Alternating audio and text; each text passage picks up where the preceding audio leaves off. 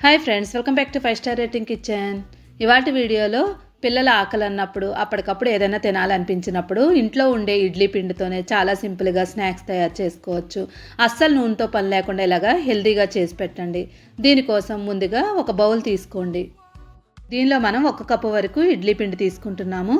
పులిసిన పిండి అయినా పర్లేదు, నార్మల్దైనా పర్లేదు, ఏదైనా తీసుకోవచ్చు.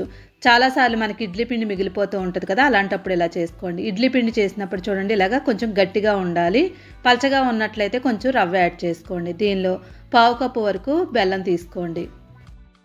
రుచికి తగినట్లుగా ఉప్పు వేసుకోవాలి. ఇది నేను ఆల్రెడీ వేసుకున్నాను ఉప్పు, అందుకే కొంచెమే వేసుకున్నాను.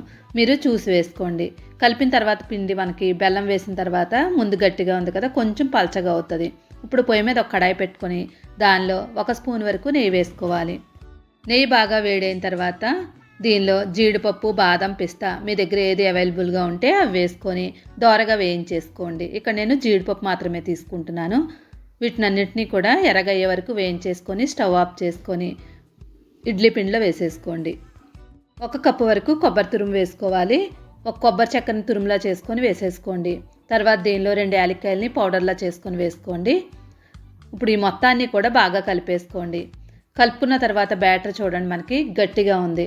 చాలామంది ముందే కొంచెం వాటర్ వేసుకున్నట్లయితే పలచగా ఉంటుంది, కాబట్టి ముందే నీళ్లు వేసుకోకండి. ఇలా గట్టిగా ఉన్నట్లయితే కనుక కొంచెం నీళ్ళు యాడ్ చేసుకోండి. మరీ ఎక్కువ నీళ్లు వేసుకున్నా పలచగా అయిపోద్ది, చూసుకోండి.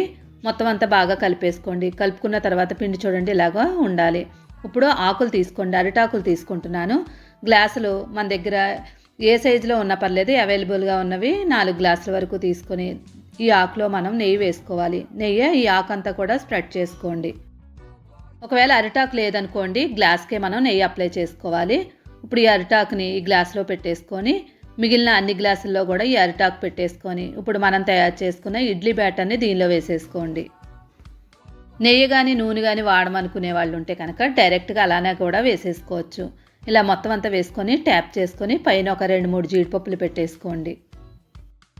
ఇలా మనం జీడిపప్పు వేయడం వల్ల పిల్లలు చాలా ఇష్టంగా తింటారు. మొత్తం అన్నింటినీ కూడా ఇలాగే గ్లాసులన్నీ రెడీ చేసుకోండి. ఇక్కడ నేను 4 గ్లాసుల వరకు రెడీ చేసుకున్నాను. ఇప్పుడు పొయ్యి మీద ఇడ్లీ పాత్ర పెట్టుకొని 1 గ్లాస్ వరకు నీళ్లు వేసుకొని నీళ్లు మరిగిన తర్వాత ఇడ్లీ పాత్ర రేకు పెట్టుకోండి. పాత్ర రేకు మీద మనం తయారు చేసుకున్న గ్లాసులు ఒక్కొక్క దాన్ని పెట్టేసుకోవాలి.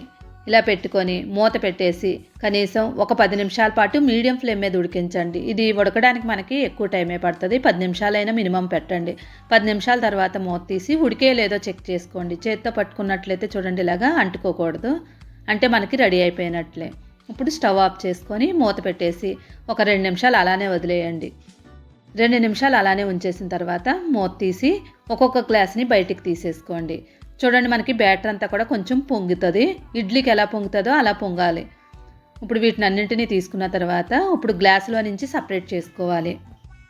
మనకి గ్లాస్కి అస్సలు అంటుకోదు, ఈజీగానే వచ్చేస్తుంది ఆకు వేసుకున్నాం కాబట్టి. ఆకు వేసుకోకపోయినా నెయ్యి అప్లై చేసిన డైరెక్ట్గా గ్లాసులకి మనకి డైరెక్ట్గానే అస్సలు అంటుకోకుండానే వచ్చేస్తుంది. ఇవన్నీ కూడా ఒక ప్లేట్లో పెట్టేసుకోండి. చాలామంది పిల్లలు సాయంత్రం పూట ఆకలని అంటూ ఉంటారు. అలాంటప్పుడు ఇడ్లీ పిండితోనే మనం చాలా సింపుల్గా హెల్తీగా తయారు చేసుకోవచ్చు. కొబ్బరి తురుము కూడా వేసుకున్నాము, నూనె కూడా అసలు వేసుకోలేదు. ఆరోగ్యానికి కూడా మంచిది. ఈ వీడియో నచ్చితే తప్పకుండా లైక్ చేసి ఛానల్ సపోర్ట్ చేయండి. ఇలాంటి వెరైటీ రెసిపీ కోసం 5 స్టార్ రేటింగ్ కిచెన్ని